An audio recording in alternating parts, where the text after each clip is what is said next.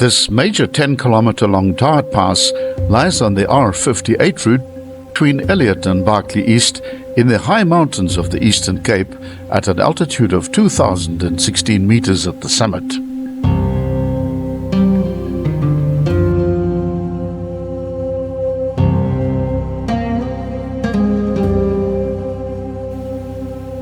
The pass displays an altitude variance of 572 meters, which converts into an average gradient of 1 in 17, which is moderately steep. The pass is subject to winter snow closures.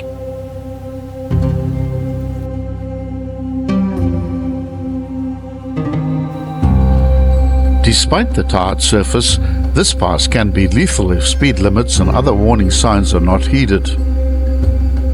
Due to its altitude, it's subject to snowfalls and black ice on the road surface, which multiplies the danger factor enormously.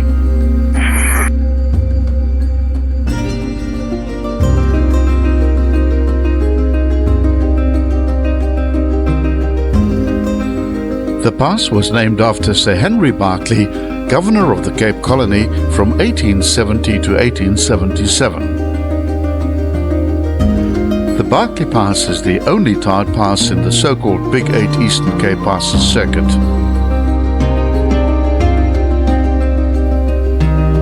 It's also the feeder pass to the rough and tough 4x4 only Buster Footpad Pass.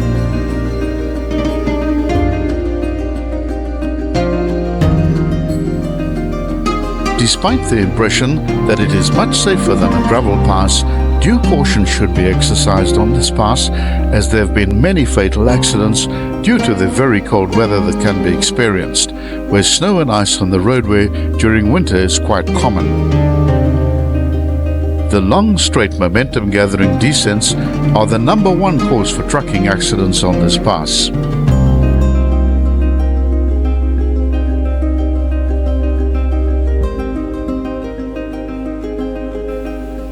The pass has 25 bends, corners and curves, which include 1 hairpin and 1 full horseshoe bend.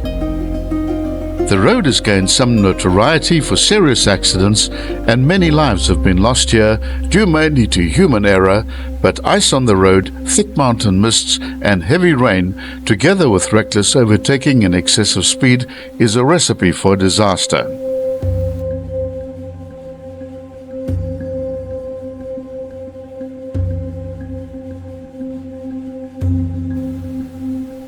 The Berkeley Pass is a modern, well-cambered road with passing lanes on the steeper sections. However, there are no picnic spots provided, and unfortunately, there are few places where it's safe to pull over and enjoy the magnificent mountain scenery.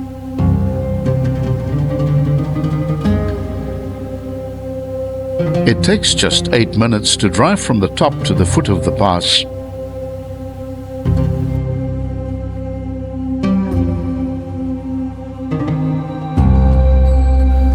The descent begins almost immediately via a wide left-hand curve as the road drops down a long straight section with a double set of impressive and almost vertical cuttings. These 2 cuttings eliminated a double S-bend of the old road, and it can still be seen as you descend through the cuttings.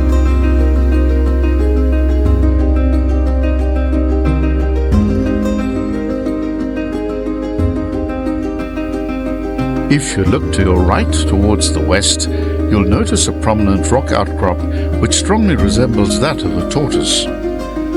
This rock formation is officially named Skilpadrots.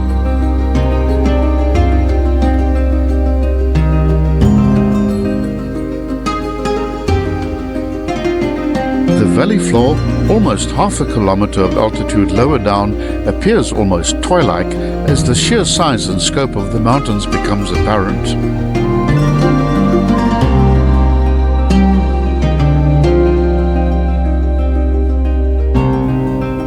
Along this section, although there are a few gentle curves, there is time to enjoy the majestic sandstone scenery.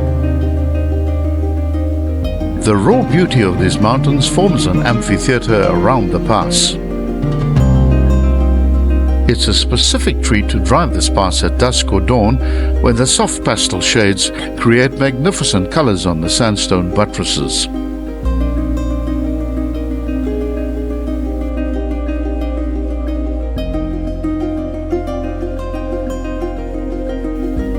There are many fine examples of original rock art in this area, as this was one of the areas originally inhabited by the Sand Bushmen.